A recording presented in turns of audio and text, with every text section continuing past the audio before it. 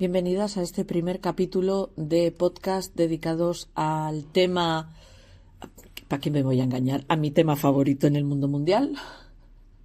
Creo que os digo esto cada vez que hago un extra un poco raro. O un extra adjudicado a uno de los calendarios de Adviento. Porque ya hemos hecho hasta en verano por la excusa.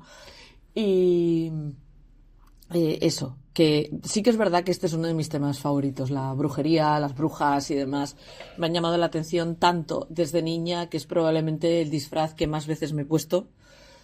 Creo que la primera vez que me disfracé de bruja tendría unos 6 años o algo por el estilo, y tengo el vivísimo recuerdo de que mi madre se curró un disfraz de tal calibre que, aparte de llevar caldero y escoba, me hicieron un collar con huesos de pollo. Mi madre odia despiezar pollo, pues me hicieron un collar con huesos de pollo. Tuvieron cuidado incluso de mantener el hueso del esternón del pollo entero y tal.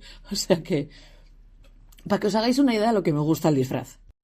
Luego, con el tiempo y los estudios, fui descubriendo la existencia de las brujas como tal, históricamente hablando, y luego antropológicamente hablando, porque al final una estudió lo que estudió. Y digamos que se convirtieron en una de mis fascinaciones. La cantidad de libros de brujería que puede haber por casa, no os imagináis. La cantidad de libros de brujería que puede haber por casa. Así que cuando este año me tocó empezar a pensar el tema, la temática que quería utilizar para hacer el calendario de Adviento, porque ya sabéis que hace un año decidí que los calendarios de Adviento no tienen por qué estar dedicados a la Navidad. Y después de haber pasado por Lope de Vega y por Shakespeare, dije, bueno, no vamos a seguir con otro escritor. Estuve a puntito de dedicarle el calendario a Agatha Christie. No lo descartemos para el año que viene. Pero dije, vamos a hablar de brujas, que las brujas me molan. Ya habréis empezado a abrir paquetitos, habéis empezado a leer las tarjetitas que vienen con cada uno, y ya habréis visto también que cada tipo de paquete tiene asociada una bruja de la península diferente, porque me apetecía mucho hacer una de estas, así, hablando mal y pronto. En este primer capítulo vamos a hablar sobre brujería a secas. Vamos a intentar hacer como una historia de la brujería en diferentes zonas, etcétera, etcétera, como una introducción para que estéis entretenidillas mientras me oís. Y luego seguramente hablaré de algunas de las brujas que aparecen en el calendario y que dan los nombres a los colores de las 12 minimadejas que habréis ido encontrando por el camino. La brujería, definición a bote pronto, es el uso de la magia por una persona llamada bruja. Así, pim, pam. Esa es la definición corta. Tradicionalmente, brujería suele significar el uso de la magia para infligir daño sobrenatural o mala fortuna sobre otras personas. Y esta es probablemente la definición más ampliamente aceptada, especialmente por culpa de las religiones del libro, que todas ellas implican que todo lo que no sea lo que ellos quieren decir que es bueno y demás es brujería. Todas brujas. Aunque la idea de la brujería es principalmente algo imaginario, digamos que ha servido en muchas culturas como una forma para explicar la presencia del mal. Digamos que la brujería es el chivo expiatorio de las cosas que van mal dentro de una sociedad. Todas sabemos que las brujas no somos malas, pero se ha utilizado la palabra brujería con esa connotación de fuente de todo mal y explicación de la presencia del mal para quitarse de encima gente problemática. La creencia en la existencia de las brujas se ha encontrado a través de la historia en gran parte, por no decir la mayoría, de las sociedades de los seres humanos. O sea, no hemos creado ninguna civilización que no creyera en la brujería y en las brujas. Cada una a su manera, pero a ver las haylas. La mayoría de estas sociedades han utilizado magia protectora o contrahechizos contra la brujería y han expulsado de la sociedad, cuando no metido en prisión, castigado físicamente o matado a supuestas brujas. Los antropólogos solemos utilizar el término brujería como un sistema de creencias oculta, mayoritariamente dañino, que forman parte de las prácticas de diferentes culturas, y estas sociedades muchas veces utilizan ese mismo término, brujería, en su idioma.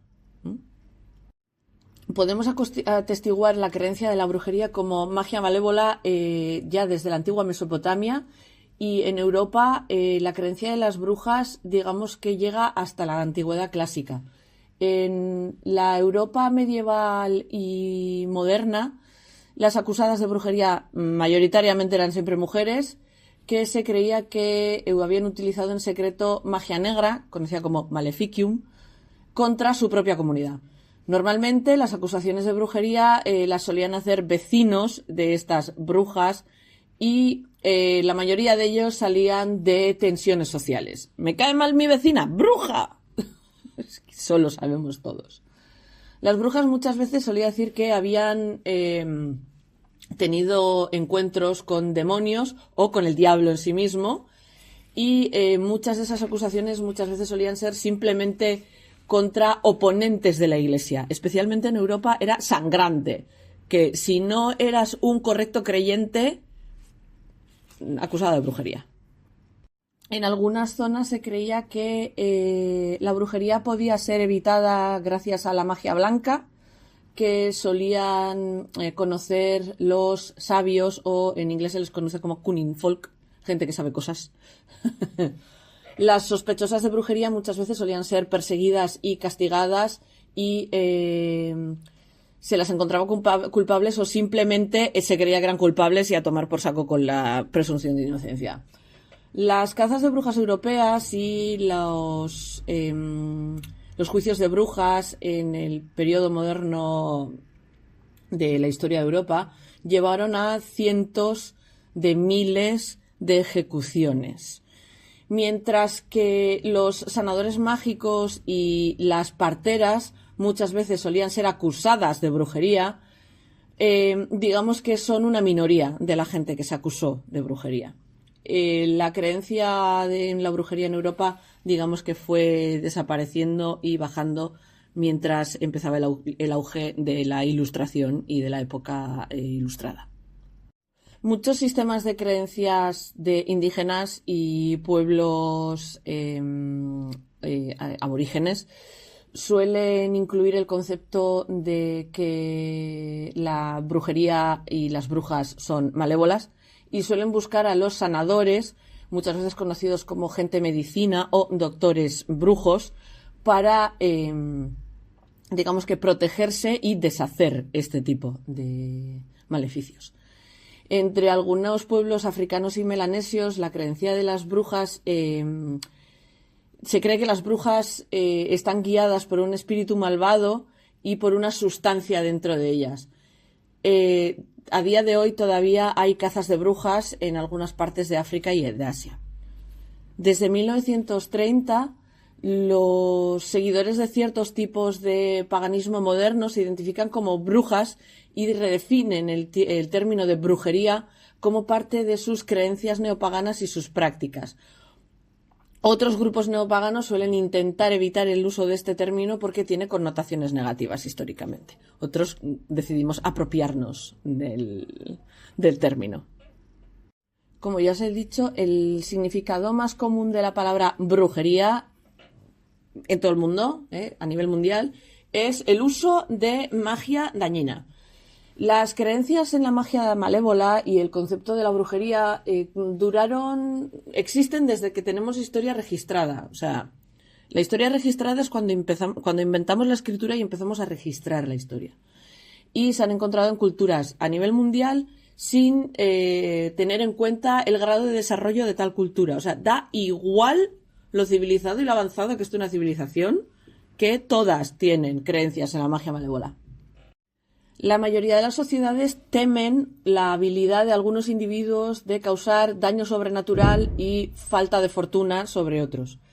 Esto puede derivarse de la tendencia humana de querer asignar ocurrencias remarcablemente buenas o remarcablemente malas a la agencia de tanto o un humano o algo sobrehumano. O sea, vamos a buscar la justificación de algo que es demasiado bueno o demasiado malo en alguna cosa exterior a la persona misma.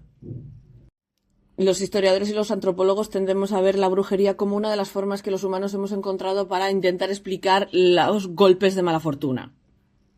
Y en algunas culturas no se teme tanto a la brujería y en otras se le teme muchísimo porque se han encontrado otras explicaciones para explicar estos golpes de mala fortuna. Por ejemplo, los celtas de Irlanda y las Highlands escocesas históricamente tenían una fortísima creencia en la fairy folk, en los duendecillos, en las hadas y demás, que eran los que causaban el daño sobrenatural. Y por eso en Irlanda, por ejemplo, las cacerías de brujas fueron muy pequeñas comparadas a lo que ocurría en el resto de las Islas Británicas. El historiador Ronald Hutton ofrece 5 características claves para describir lo que son las brujas y la brujería para la mayoría de las culturas que creen en este concepto.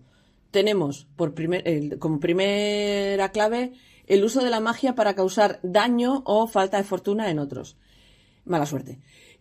Otro es el uso de una bruja contra su propia comunidad. O sea, una bruja no ataca a otra comunidad, ataca a la suya propia. Los poderes de brujería se cree que pueden ser adquiridos a través de herencia, o sea, tu madre era bruja, tú también, o por iniciación. Alguien te introduce a la brujería. De ahí lo de los aquelarres y todo esto. También se suele ver como inmoral y muchas veces suele implicar la comunión con seres malignos, en el caso de la europea, el diablo.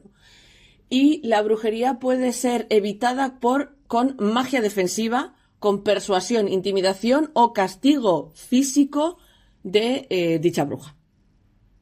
Es una creencia común en todo el mundo que las brujas utilizan objetos, palabras y gestos para causar este daño sobrenatural o que simplemente tienen un poder innato para hacerlo.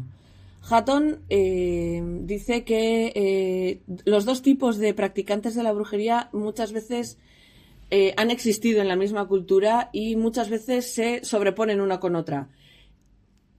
Que en algunos casos este poder interno de causar el mal se utilizaba y se externalizaba mediante el uso de objetos. Uno de los trabajos más influyentes en cuanto a brujería y los conceptos de magia y brujería es el libro de Evans Pritchard, antropólogo, colega, me tuve que leer el libro, Witchcraft, Oracles y Magic Among the Azande, o sea, brujería, oráculos y magia entre los Azande, que es el estudio de la brujería Azande que publicó en 1937. Si estáis muy aburridos, lo leéis. Yo, en vez de este libro, que sí es muy importante, si os interesa mucho el tema de la brujería y demás, es interesante leerse el libro de Evans Pritchard, pero personalmente yo os diría que leyeseis El antropólogo inocente de Nigel Barley. Nigel Barley es un antropólogo que se fue a hacer trabajo de campo a África también, exactamente igual que Evans Pritchard, mucho más tarde, y también su estudio tiene que ver con la religión y la brujería y las creencias, etcétera, etcétera, pero el antropólogo inocente es, así como brujería, oráculos y magia entre los Azande es la investigación, el resultado limpio, editado de la investigación de Evans Pritchard, el antropólogo inocente es como el diario de campo sin editar, que normalmente es donde está la cosa divertida, donde ves realmente lo que es el trabajo de un antropólogo en este tipo de cosas. Si os interesa, tiene una continuación que es Una plaga de orugas, que es maravillosa también. A mí personalmente es uno de mis libros favoritos. Me lo recomendaron leer cuando la profesora, me acuerdo que fue mi profesora de ética en filosofía, cuando le dije que el año siguiente iba a hacer antropología, porque antropología era el segundo ciclo cuando yo estudiaba, y yo hice primero filo. Y me dijo, ¡buah! Tienes que leerte este libro. Desmitifica antropología lo que no está escrito. Y es una maravilla de libro. Yo seguí estudiándolo, ¿eh? Y si os interesa mucho, uno de mis trabajos de investigación, el de trabajo de investigación antropológica, fue brujería. De hecho, fue brujería moderna. Yo quería hacer brujería histórica y el profe me dijo que iba a hacerle el trabajo sobre las dos, la histórica y la moderna. Así que, cuando os digo que es un tema que me obsesiona desde hace mucho tiempo, me obsesionó hasta nivel, me lo estudié en la carrera. El caso es que la definición que daba Pritchard en Brujería, Oracólogos y Magia entre los Azande se convirtió en la definición de la brujería que es convencional en antropología. Es la definición que se ha utilizado en antropología desde 1937. El caso es que yo ya, cuando estudiaba en la uni, y de esto hace 28 años, yo ya no estaba del todo de acuerdo con Evans Pritchard. Uno siempre tiene que tirarle, con perdón de la expresión, mierda a sus ancestros. Y desde hace mucho tiempo tenemos el concepto de que la definición de Evans Pritchard es muy estrecha, como para adaptar la discusión real sobre las creencias en brujería e incluso discusiones mayores sobre magia y religión.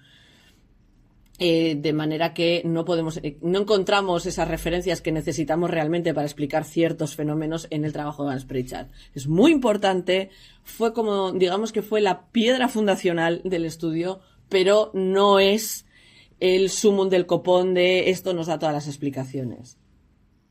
Pritchard, en su libro, reserva el término brujería para aquellos que son capaces de infligir el mal por un poder interno. O sea, esto es gente que ha nacido con este poder y no necesita de nada más para maldecir a alguien. Y utiliza el término hechicería para aquellos que necesitan herramientas para hacerlo. O sea, en inglés, witchcraft como brujería y sorcery como hechicería.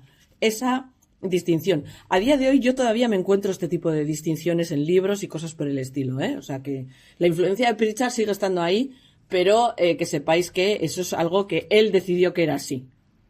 Curiosamente, donde no aplica esta definición tan clara de Evans Pritchard es en Europa. En las creencias de brujerías europeas tienes gente que hace las dos cosas, que cree que pueden causar daño por poder simplemente, y otros que esa misma persona utiliza herramientas para canalizarla, que es lo que os he dicho antes, que es la propuesta del otro historiador. Entonces, a día de hoy esta distinción ya no la utilizamos en términos académicos, aunque porque básicamente hay sociedades en las que es inaplicable. O sea, funciona muy bien con los Azande, era la creencia de los Azande, pero no es extrapolable a toda la humanidad. Porque, por ejemplo, mientras muchas culturas creen que la brujería es algo que actúa por voluntad, hay algunos pueblos indígenas, africanos y melanesios que creen que las brujas necesitan tener una sustancia o un espíritu maligno en sus cuerpos que les empuja a hacer ese daño.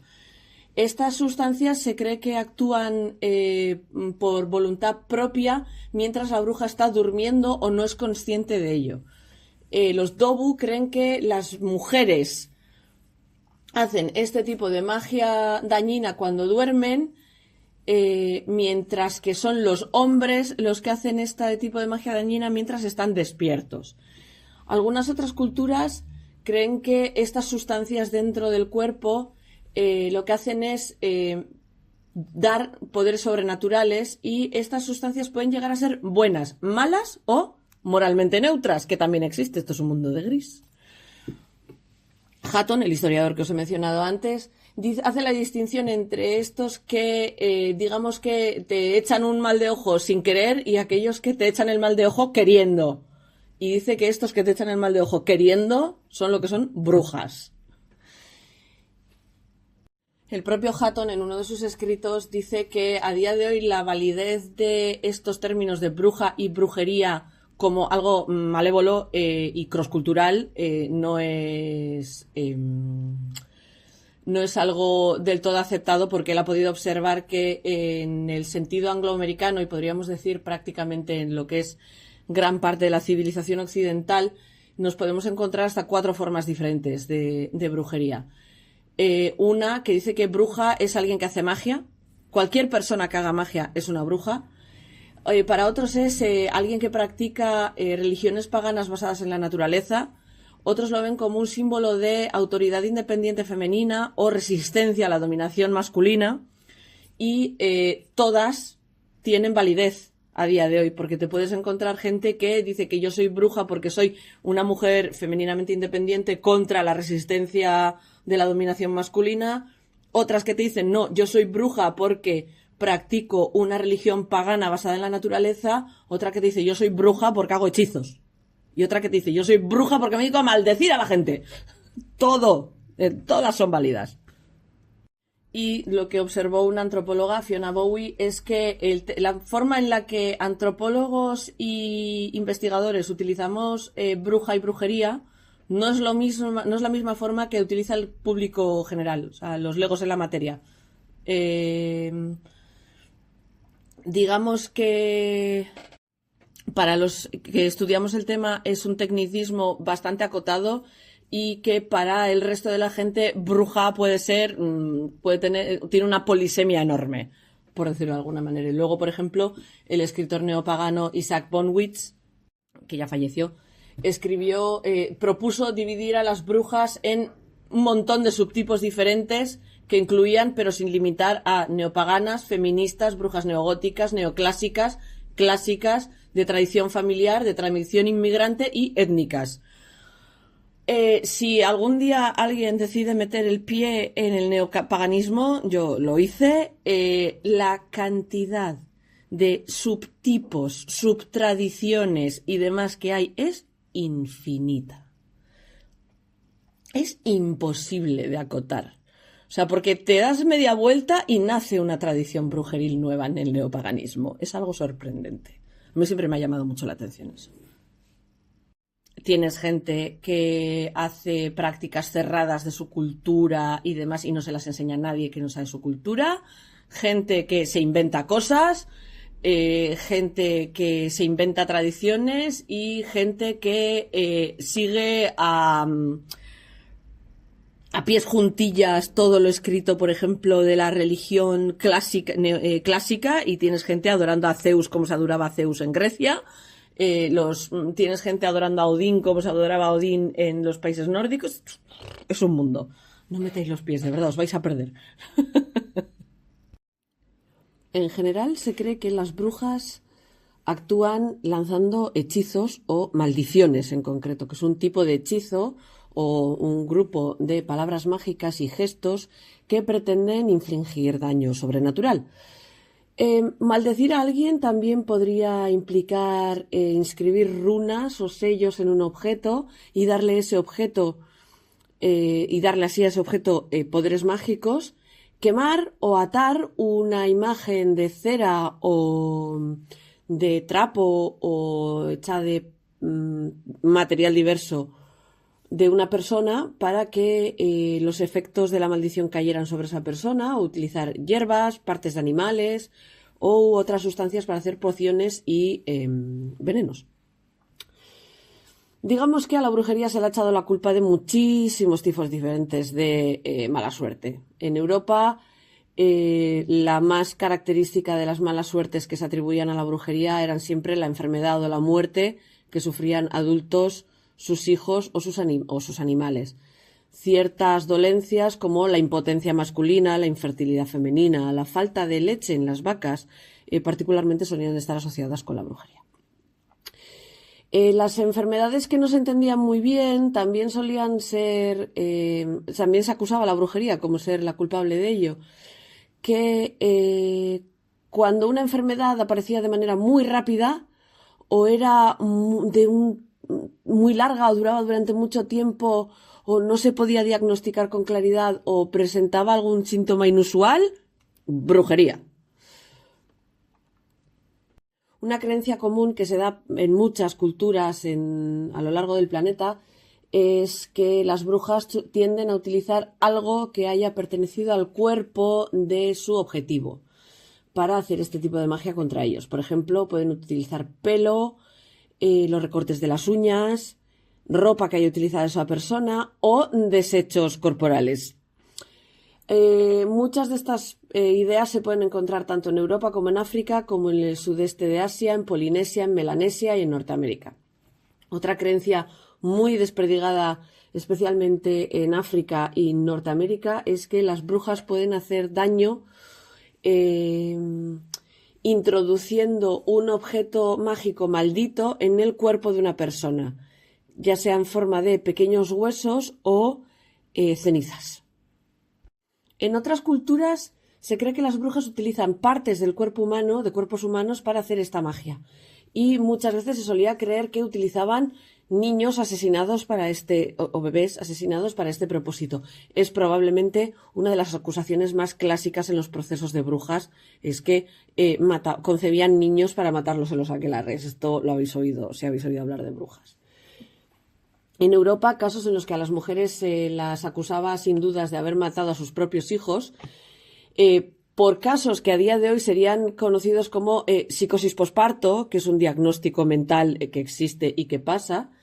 En aquella época se solían interpretar como que era una tentación diabólica que había aquejado a la madre y por eso, como era una bruja, había matado a los niños.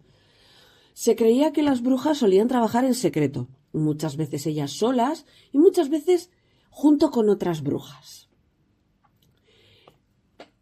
Esto de que las brujas se reúnen en grupo de noche cuando el resto de los humanos normales, no me habéis visto hacer el gesto de comillas, pero normales entre comillas, se encuentran inactivos y en su momento más vulnerable en el sueño, es algo que se da en todo el mundo. En la mayoría de las culturas, las brujas en estas reuniones solían transgredir normas sociales, para las mentes más calenturientas, entregándose al canibalismo, al incesto y a la desnudez. No sé, irse de fiesta al campo era algo relativamente habitual. Montarse una juerga también. Pero claro, obviamente en situaciones y en sociedades más puritanas y demás, pues esto obviamente no estaba bien visto. Otra característica común que se da prácticamente en toda la humanidad es la asociación de animales y brujas. Muchas veces se suele identificar esto con un arquetipo concreto de brujas, que son las brujas que son capaces de transformarse en animales.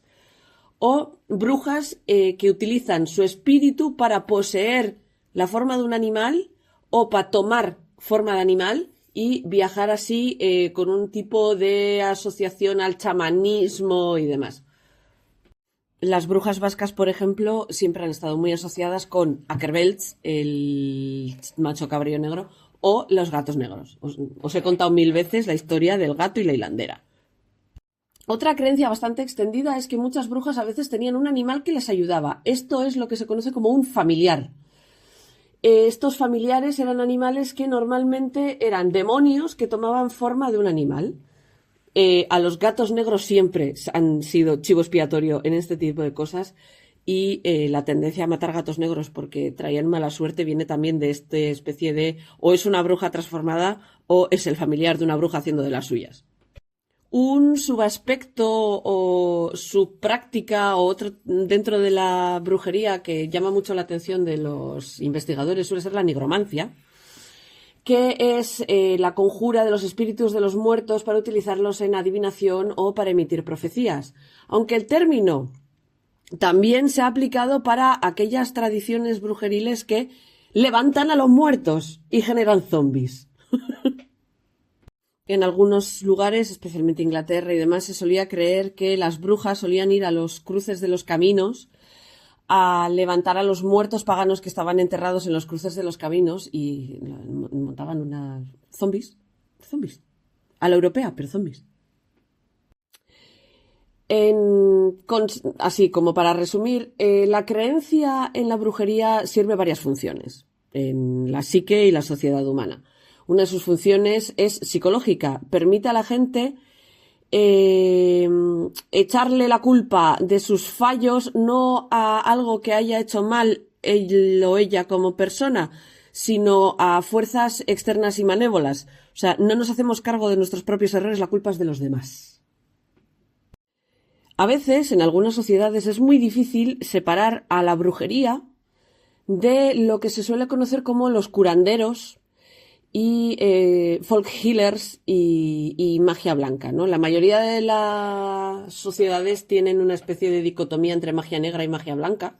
La magia negra es la dañina, la magia blanca es la que ayuda y tal, pero en algunas otras sociedades la diferencia no es tan clara, porque la misma persona que te puede curar con sus hierbas te puede maldecir si le tocas las narices. Por eso una cosa muy curiosa es que en las sociedades en las que la magia se ve solo como algo dañino, suele estar prohibida por ley y suele ser odiada y temida por el pueblo en general. Pero en algunos otros puntos donde la magia se puede ver como protectora y que puede llegar a ayudar, suele ser tolerada y aceptada por parte de la población, Aunque digamos que el establishment, la política y la religión establecida estén opuestas a ello. Eso es algo que pasaba mucho aquí. Por ejemplo, las que tenéis las trementinaires, sabéis que las trementinaires eran brujas buenas, por decirlo de alguna manera, que vendían sus pócimas y sus pociones y sus cosas. En estas sociedades más tolerantes a esta especie de brujería buena, los practicantes de este tipo de magia solían ayudar con servicios como romper los efectos de la brujería mala, la sanación, adivinación, encontrar objetos perdidos y magia de amor, filtros de amor y este tipo de cosas, ¿no? También había algunos que eran capaces de encontrar fuentes de agua y cosas por el estilo. Este tipo de trabajadores de la magia solían contrastarse con las brujas que practicaban los maleficium, que son las brujas que utilizaban la magia para hacer daño, como venimos diciendo desde hace un buen rato. En los primeros años de las cazas de brujas en Europa, esta gente solía ser, o sea, la gente, digamos que vamos a hablar de brujas buenas y brujas malas para que nos entendamos, ¿vale? No son términos que me gusten, pero es la forma más rápida de entendernos. En los primeros años de las cazas de brujas europeas, las brujas buenas solían ser toleradas por la Iglesia, el Estado y por la población en general. Algunos de los clérigos más hostiles y las autoridades seculares que más ganas les tenían a esta gente solían acusarlos de el otro tipo de brujería mala también para poder quitárselos de en medio. Pero generalmente las masas, el pueblo, no lo aceptaba y continuaban utilizando sus servicios. Por eso, este tipo de brujos buenos, magos, curanderos y demás, o brujas, perdón, curanderas y demás, en Europa se solían ver de una manera un poco ambivalente dentro de sus propias comunidades, ¿no? Porque se las consideraba capaces tanto de hacer daño como de curar, que a veces llevaba a que se las acusase de ser brujas malévolas. Y a día de hoy sabemos que muchas de estas brujas acusadas de hacer el mal realmente eran curanderas que utilizaban sus conocimientos ancestrales y a veces que esos conocimientos ancestrales pues implicaban cierto punto de misterio, etcétera, etcétera. Y pues ese misterio, esa parte misteriosa, esa parte que no se podía ver, era lo que era calificado como demoníaco y por eso fueron víctimas de la caza de brujas en Europa. Aún así, dentro de lo que es la caza de brujas europea, esto es una minoría, ¿vale? No toda la gente a la que se acusó de brujería en las cazas de brujas europeas eran curanderos y demás. No, de hecho son una minoría. O sea, sabemos que son una minoría estadística. Por eso, en las sociedades que creen o creían en la brujería, también se cree que esa brujería puede ser evitada de varias formas. Una de las formas más comunes de evitarla es utilizar magia protectiva o magia protectora. Si alguien me escucha desde Asturias, ¿qué tal las figas contra el mal de ojo? Los vascos que íbamos clavando gusquiloras por todas las puertas, etcétera, etcétera. Muchas veces este tipo de magia protectora o contrahechizos y demás se conseguían con los curanderos de los que hemos estado hablando hace 3 segundos. Esto pues podía incluir hacer rituales, recitar encantamientos, el uso de talismanes, amuletos, hacerse marcas en la piel contra las brujas, crear botellas de brujas, bolas de bruja, enterrar objetos como cráneos de animales y cosas por el estilo para proteger una zona. O incluso enterrar cráneos de caballos en edificios, cuando se edificaban los edificios. Pero muchas veces este tipo de vamos a intentar quitarnos de encima la brujería se hacía como castigando físicamente a la susodicha bruja. Bien podía ser echándola del pueblo, hiriéndola, torturándola o directamente matándola. O, como hacían los Monty Python, metiéndola en agua. Algo que sabemos los antropólogos y los historiadores es que a lo largo del tiempo y el espacio en el planeta, la mayoría de las acusaciones de brujería muchas veces solían estar vinculadas a tensiones socioeconómicas. Se solía acusar a las mujeres, especialmente en sociedades muy dominadas por los hombres, en sociedades extremadamente patriarcales, se tendía a acusar específicamente a las mujeres, pero en otras culturas a los que se acusa es principalmente a los hombres, como pasaba en Islandia en el siglo XVII, en contraste con América en el siglo XVI, con los juicios de Salem y todo esto. En muchas sociedades estas acusaciones solían estar dirigidas especialmente contra gente mayor, contra señoras mayores, pero en otras la edad no es un factor, y en algunas culturas se acusaba especialmente a adolescentes. Por ejemplo, todo el follón de Salem lo empezaron un grupo de adolescentes. De los juicios de Salem os hablaré en otro capítulo, ¿vale? Tenemos un capítulo enterito solo para ellos. Las razones para acusar de brujería a alguien podían caer más o menos así, en plan, grosso modo, en 4 categorías generales. Una persona, digamos que la pillaban en el acto de hacer un conjuro, tanto positivo como negativo. La segunda, alguien, una bruja con buena intención o un curandero con buena intención había perdido la confianza de sus clientes o de las autoridades. Tercera, una persona que no había hecho nada más que ganarse la enemistad de sus vecinos, entonces, bruja. O una persona tenía la fama de ser bruja y además se rodeaba de cierta aura, de creencias brujeriles y ocultismo y demás. Todos hemos tenido una gótica en el barrio. Durante un tiempo yo era la gótica del barrio. Y aunque nos pueda parecer que esto es algo del pasado, a día de hoy todavía existen las cazas de brujas. Todavía se persigue a gente por brujería y muchas culturas a lo largo del planeta creen en el concepto de brujería y la magia malévola. Además de violencia extrajudicial, se sabe que hay ejecuciones sancionadas por el Estado en algunas jurisdicciones. Por ejemplo, en Arabia Saudí, practicar brujería es un crimen castigado con la muerte y el país ha ejecutado gente por este crimen hace unos 11 años, o sea, hace menos de 20 años. En 2014 se ejecutó a alguien por brujería. A día de hoy esta violencia relacionada con la brujería se suele discutir muchas veces en paralelo con un contexto más amplio de violencia contra las mujeres, porque, por ejemplo, en Tanzania se estima que 500 mujeres muy mayores son asesinadas cada año porque las acusan de brujería o por acusarlas de ser brujas, según un informe de la OMS de 2014. Y niños que viven en algunas regiones del mundo, en algunas partes de África específicamente, también son muy vulnerables a este tipo de violencia porque los pueden llegar a acusar de brujería y los abandonan.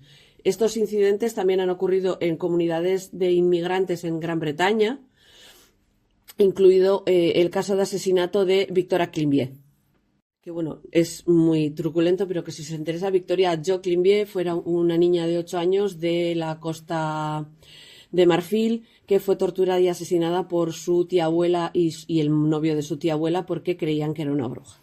Y esto pasó en Inglaterra. En cuanto a la relación que tiene la religión establecida con la brujería, por ejemplo, en la antigua Mesopotamia, la religión y la sociedad distinguían entre la magia buena y los ritos buenos y los ritos malos. En la antigua Mesopotamia, la gente que practicaba utilizaban especialmente contrahechizos contra la brujería, que se llama Quispú. No sé si lo pronuncia bien, pero Quispú. La ley, porque obviamente de Mesopotamia tenemos códices de leyes y demás, también prescribía la pena de muerte para aquellos que fueran encontrados culpables de brujería. No si te acusaban, si te encontraban culpable. Las ideas de los antiguos mesopotámicos sobre las brujas y la brujería cambiaron con el tiempo. Digamos que al principio era muy parecido a lo que era el chamanismo arcaico y más tarde se convirtió en algo más parecido a lo que en Europa entendemos como brujería. En las primeras fases las brujas no necesariamente eran consideradas malvadas, sino que tenían forma blanca o forma negra y solían ayudar a otros utilizando magia y sus conocimientos médicos y demás. Vivían en zonas rurales y muchas veces pues tenían algunos comportamientos extáticos. Pues eso, un aquelarre. Pero con el cambio, en Mesopotamia una bruja, conocida como Kas-Sapu, fue vista como alguien antisocial y que practicaba de manera ilegítima magia destructiva, cuyas actividades eran motivadas por la malicia y la mala intención y que era opuesta y tenía en oposición al exorcista que se conocía como Asipu. Estos asipu eran predominantemente hombres, que representaban la religión estatal y cuyo principal papel era trabajar contra esta magia malvada y contra fuerzas sobrenaturales parecidas a demonios. Y ya a estas alturas del partido, o sea, en Mesopotamia, la bruja estereotípica solía ser alguien de bajo estatus, débil, marginalizada, mayoritariamente mujeres, extranjeros, actores o chantajistas. El Código de Hammurabi, que es del siglo XVIII a.C., que está en París, en el Louvre, permitía que si a alguien lo acusaban de haber practicado magia maligna, pudiese someterse a una ordalía, una prueba por ordalía. La ordalía normalmente es una prueba en la que, te quemaban con estos palos de hierro ardiendo y cosas por el estilo, pero en esta época lo habitual era saltar al río. Si te ahogabas, eras bruja. Y además, la persona que te acusaba de bruja se quedaba con todas tus cosas. Si sobrevivías, todas las cosas del que te había acusado de brujería eran para ti. O sea, que te podías llegar a quedar con la casa del vecino. Si el vecino era un tocapelotas y te acusaba de bruja y tú sabías nadar. En cuanto a las religiones abrahámicas, judíos, cristianos e islam, el desarrollo histórico de la brujería en Oriente Medio nos deja con, digamos que, un proceso que tiene múltiples partes y está muy influenciado por la cultura, la espiritualidad y las normas sociales.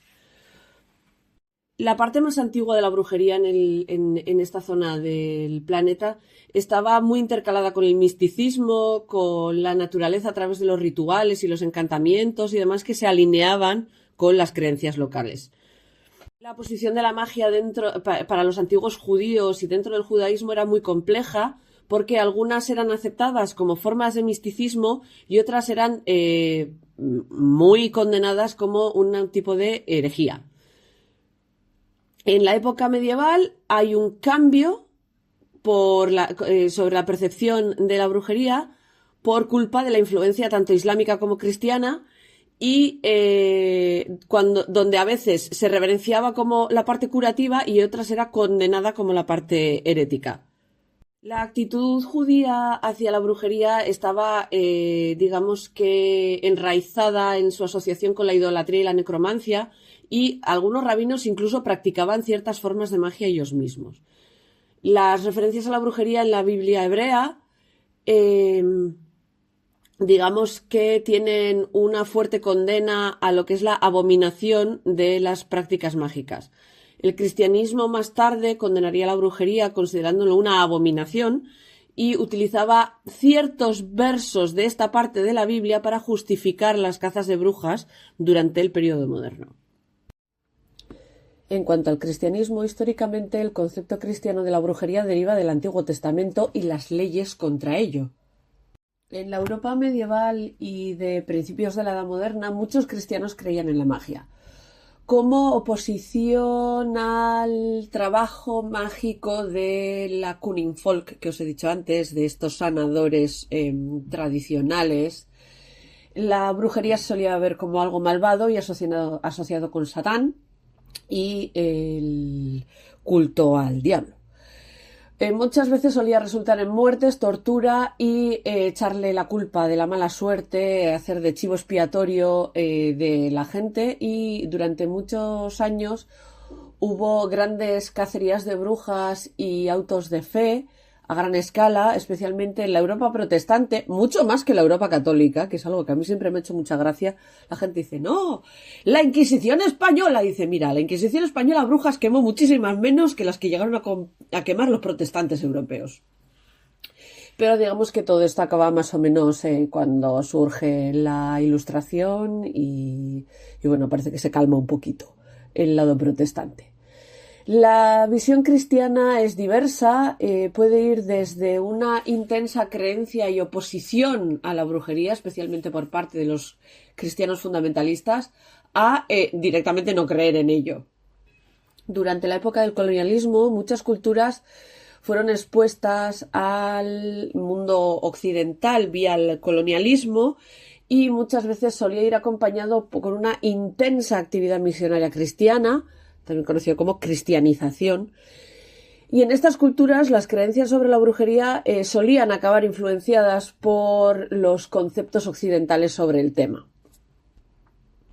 Dentro de la cristiandad, la brujería llegó a estar asociada con la herejía y la apostasia y se veía como algo malvado.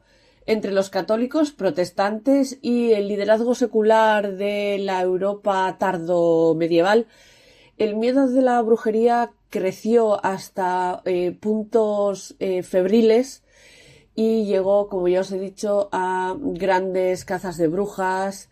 Nosotros, por ejemplo, en Euskadi vivimos unas cuantas, la más famosa probablemente la que condenó a las brujas de Zugarramurdi. Aquí en Durango también hubo otra bastante gorda. Durante el siglo XV vimos un dramático aumento en la conciencia de la existencia de la brujería y el terror hacia la brujería. Decenas de miles de personas fueron ejecutadas, otras fueron apresadas, torturadas, hechas desaparecer y sus tierras y posesiones se confiscaron. Como ya os he dicho antes, hay un gran componente de venganza socioeconómica en las condenas y en las acusaciones de brujería de esta época en Europa, así que tened esto siempre en cuenta cuando hablamos de esto. La mayoría de las acusadas solían ser mujeres, aunque en algunas regiones la mayoría fueron hombres. Curiosamente, en Escocia se utilizaba el término warlock en vez de witch. Warlock era para los hombres, witch era para las mujeres. Se hacía esa distinción. A veces yo he oído la distinción traducida como bruja y hechicero, pero bueno, ya sabéis que el castellano, las propias palabras, como podemos cambiarles de género, podemos decir brujo y hechicera también. En inglés las palabras no tienen esa facilidad de cambio de género, por decirlo de alguna manera, y hay palabras, como quien dice, dedicadas exclusivamente al género femenino o al género masculino. El Malleus Maleficarum, que algunos habréis oído hablar de él, también conocido como el Martillo de las Brujas, libro que me tuve que leer en la carrera, y os juro que es un coñazo monumental.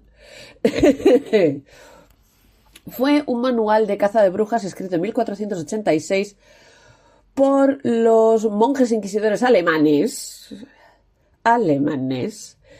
Henry Kramer y Jacob Sprenger. Se utilizó tanto por católicos como protestantes, o sea, guerras de religión sí, pero los textos vamos a usarlos todos los mismos. Se utilizó durante unos cuantos cientos de años, un par de siglos, y se utilizaba para identificar una bruja, que hace que una mujer sea más capaz de ser una bruja que un hombre, cómo juzgar a una bruja y cómo castigar a una bruja. Así de memoria no me acuerdo de muchas de las cosas que dice, pero vamos, yo tengo los suficientes lunares como para que me echasen a la hoguera directamente. El Malleus Maleficarum define a las brujas como malvadas y típicamente mujeres, y se convirtió en el manual de las cortes seculares a través de toda Europa, pero no era utilizada por la Inquisición española, aunque algunos inquisidores sí que la llegaron a utilizar, pero en general lo que es la Inquisición española decía que mejor no usamos este texto, que no creo yo que esté del todo bien fundamentado. Y durante más o menos un siglo era el libro más vendido en Europa, justo después de la Biblia. La Biblia siempre será el libro más vendido, pero durante 100 años fue el libro más vendido de toda Europa. En el caso del Islam, las perspectivas sobre la magia tienen un rango de prácticas bastante amplio. Se creía en la magia negra y en el mal de ojo, pero estas creencias coexisten con estrictas prohibiciones contra su práctica. O sea, más o menos todo el mundo sabía cómo echar un mal de ojo, pero estaba prohibido. El Corán reconoce la existencia de la magia y busca protección de su daño. La posición del Islam contra la práctica de la magia, considerándola prohibida, enfatiza los milagros en vez de la magia o la brujería. O sea, prefieren atribuir las cosas inexplicables a milagros que a brujería o magia. La continuidad histórica de la brujería en el Oriente Medio, digamos que muestra una compleja interacción entre las creencias espirituales de la zona y las normas sociales que, digamos, se dan en diferentes culturas y épocas y en la presencia o no de otras religiones en la zona. Como ya os he dicho antes, judaísmo, cristianismo e islam se retroalimentan en muchas de sus creencias sobre la brujería, utilizando pues prácticamente los mismos libros en algunos momentos. Como ya os mencioné la otra vez, a mí en la carrera me tocó hacer un trabajo sobre brujería. Yo quería estudiar la historia de la brujería en Euskadi, o sea, quería hablar de las Orguiñac, de las brujas vascas, mi fascinación por Zugarramurdi y las brujas, ya os he contado más de una vez, que viene desde muy pequeña, viene desde muy niña. La famosa historieta en mi familia, famosa en mi familia, de que mi bisabuela, siendo una niña, vio a la dama de Amboto y ella estaba convencidísima de que había visto a la dama de Amboto, y decía mi abuela, hablando de su madre, dice que no había manera de bajarla de ese burro. La dama de Amboto es Mari, que digo yo que a estas alturas ya habéis abierto el sobrecito y la mínima deja correspondiente a Mari, pero es eso, mi bisabuela estaba convencida de que la había visto, de hecho la había visto en Amboto, y para ella era Ambotoco señoría. Y es algo que en mi familia se ha contado siempre, es algo que siempre me ha llamado la atención, y desde muy niña he tenido esa especie de conexión, ¿no?, con las brujas, la brujería y todas estas cosas. Ya os he dicho 1000 veces que es mi disfraz favorito, y que si por mí fuera iría con el sombrero de bruja todo el santo día puesto encima de la cabeza. El caso es que cuando me puse a plantear este trabajo de investigación, hablando con mi profesor en aquel momento, le dije yo, mira, pues yo quiero hacer esto y esto. Me dijo, vale, estupendo, te compro la moto, pero además de esto y esto, ¿qué es lo que quieres hacer tú? O sea, era una investigación que mezclaba antropología, etnografía e historia. Y él me dijo, yo lo que quiero es que estudies la brujería a día de hoy. Que yo me quedé mirándole como diciendo, ¿cómo? Que sí, que quería que estudiase la brujería a día de hoy, y me metió, como quien dice, como suelen decir los ingleses, en un rabbit hole, en un agujero de conejo, del que no salí directamente, me quedé metida allí dentro. Sigue siendo uno de mis temas favoritos de investigación, investigar el neopaganismo y la brujería moderna y todo este tipo de cosas. El caso es que gracias a este profesor yo descubrí que durante el siglo XX hubo un renacimiento del interés sobre la brujería en los países europeos y de habla inglesa. Digamos que en la península ibérica siempre hemos sido un poco particulares con las creencias en la brujería, etcétera, etcétera. No miro a los gallegos y las meigas y demás. Pero sí que me llamó muchísimo la atención esa alza en la época de los años 20, con los escritos de Margaret Murray, Aleister Crowley y la fundación de lo que serían el neopaganismo, que digamos que repinta a las brujas como que fueron perseguidas en Europa porque eran las seguidoras de una religión pagana muy antigua y benevolente que sobrevivió a la cristianización de Europa. Esto cualquier historiador te lo desacredita en 5 minutos, pero de fantasía también se vive. Hacia los 30 empiezan a surgir grupos ocultos neopaganos que empezaron a llamar a su religión un tipo de brujería. Eran sociedades secretas iniciatorias inspiradas por este culto de brujas de Margaret Murray. Y yo es que no quiero echarle mierda a Margaret Murray, que es del gremio, es antropóloga, ¿sabes? Pero se le fue mucho la pinza. Yo me he leído sus libros sobre esta hipótesis del esto y está muy cogido por los pinzas. Pero como siempre os digo, los arqueólogos nunca podemos hablar, los arqueólogos y los antropólogos nunca podemos hablar de absolutos históricos, porque basta que pegues una patada, aparezca un yacimiento entero que te reorganice toda la historia. Entonces, a velas haylas, nos vamos a quedar con eso. Pero personalmente las hipótesis de Margaret Murray me parece que están totalmente cogidas por los pelos, y que las conclusiones a las que llega, dices, a ver, ¿cómo has llegado ahí, alma de cántaro?